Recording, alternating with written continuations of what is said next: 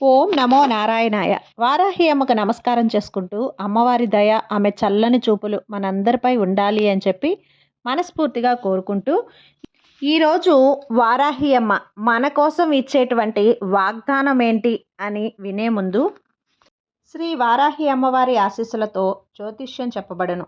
గురూజీ సిద్ధాంతి సీతారామరాజు గారు. Phone number 9005556240. ఇప్పటి వరకు మీరు ఎన్నో చోట్ల జ్యోతిష్యం చెప్పించుకొని ఉంటారు. మీరు కోరుకున్న మార్పులు మీ జీవితంలో జరగలేదని మీరు అసంతృప్తితో ఉంటారు. కానీ ఇక్కడ అస్సలు అలా జరగదండి. మీ సమస్యలు ఏవైనా సరే, భార్యాభర్తల మధ్య సమస్యలు, సంతాన సమస్యలు, పెళ్లి సమస్యలు, విద్య, ఉద్యోగం సమస్యలు, స్త్రీ పురుష వశీకరణం, ఇలా మీ సమస్యలు ఏవైనా సరే ఫోన్ కాల్ ద్వారా గురువుగారిని సంప్రదించండి. వాటికి తగిన పూజలు చేసి గురువుగారు మీకు రోజుల్లోనే పరిష్కారాన్ని చూపిస్తారు. గురువుగారు చెప్పింది చెప్పినట్లు 100కి 100% జరుగుతుంది. నమ్మకంతో స్క్రీన్ మీద కనిపిస్తున్న నెంబర్కి 9300556240 అయితే కాంటాక్ట్ అవ్వండి. అంతేకాకుండా భార్యాభర్తల మధ్య వశీకరణ, స్త్రీ మరియు పురుషుల వశీకరణ కూడా 100% జరపబడును. మాకున్నటువంటి ఎన్నో రకాల సమస్యను కూడా గురువుగారు తీర్చారండి. ఖచ్చితంగా నమ్మకంతో స్క్రీన్ మీద ఉన్న నెంబర్కి కాంటాక్ట్ అవ్వండి. ఇక వీడియోలోకి వచ్చేస్తే, ఈ మాట నీకోసం, నా ముద్దు బిడ్డకు ముత్యపు లాంటి మాట చెబుతున్నాను, విను. నిర్లక్ష్యం చేయకుండా విను తల్లి. ఈరోజు ఈ వారాహి అమ్మ వాగ్దానం ఎలాంటి అనుమానం లేకుండా విను. ఏ విధమైన భయం వద్దు. ఎందుకంటే ఇది నీకైనా నీకోసం తెచ్చినటువంటి వాగ్దానం కాబట్టి ఎట్టి పరిస్థితుల్లో కూడా వదులుకోవద్దు. ఇది నీకు వట్టి మాటే కాదు, నిన్ను ఓదార్చేటువంటి మాటలు అస్సలు కాదు, నీకు ధైర్యాన్ని ఇచ్చే మాట. విను. నీ మనసులో బాధలు అన్నీ తీరే వాక్కు. నీ బాధ కొద్దిగా అయినా తగ్గుతుంది. నీ కోసం తెచ్చిన వారి కోసం ఎక్కువ ప్రేమ చూపు తల్లి.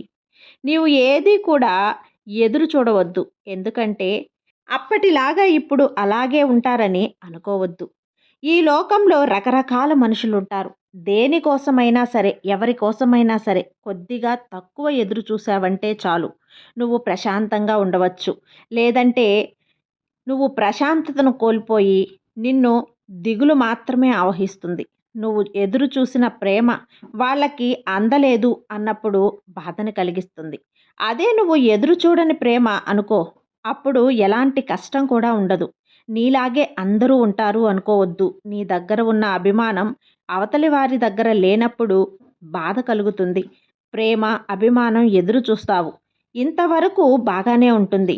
మళ్ళీ అదే ప్రేమ తిరిగి వాళ్ళ దగ్గర నుంచి నువ్వు ఎదురు చూస్తే అప్పుడు బాధకి గురవుతావు కదా. నేను ఎదురు చూస్తున్న ప్రేమ, బాధ అది నాకు దొరకలేదు అని బాధపడి వారి మీద నువ్వు కోప్పడి ఏం లాభం ఉండదు. వారి ఎలాంటి తప్పు ఉండదమ్మా. వారు వారి జీవితాల గురించి వారు చూసుకుంటున్నారు. ఈ లోకంలో వారి వారి జీవితాల గురించి వాళ్ళు చూసుకుంటున్నప్పుడు ఎవరి కోసం ఎవ్వరూ ప్రయాణించరు. ఎవరి ప్రయాణం వారే చేయాలి. అలా ఉండగా నువ్వు నా దగ్గరకు వచ్చి, అంటే నీ వారాహి అమ్మ దగ్గరకు వచ్చి అందరి ఆప్యాయత కావాలి అని కోరుకోవటం సమంజసమా చెప్పు? కానీ అది కూడా తప్పులేదులే.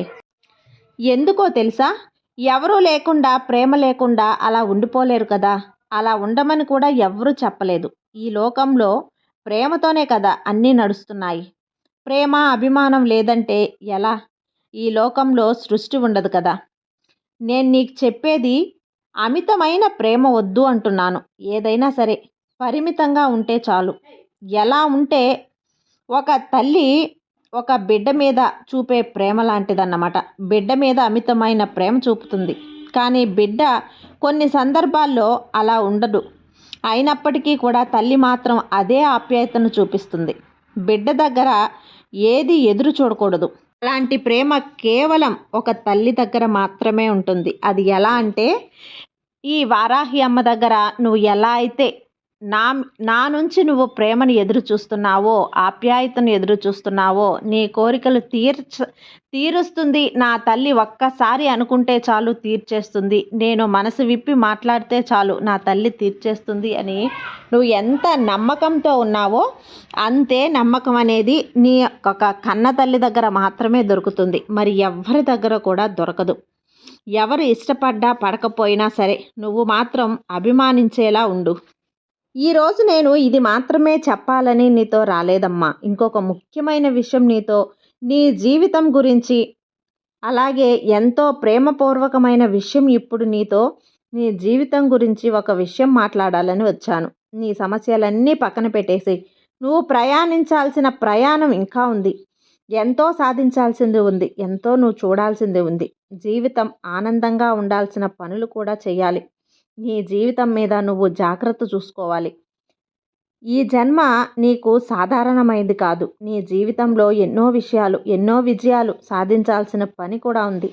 నువ్వు కోరుకునే పనులు, కోరికలు అన్నీ కూడా తీరిపోతాయి. అన్నీ ఒక పక్కన పెట్టేసి కొన్ని రోజులుగా నువ్వు చెయ్యలేని కొన్ని పనులు అలాగే ఉండిపోయాయి.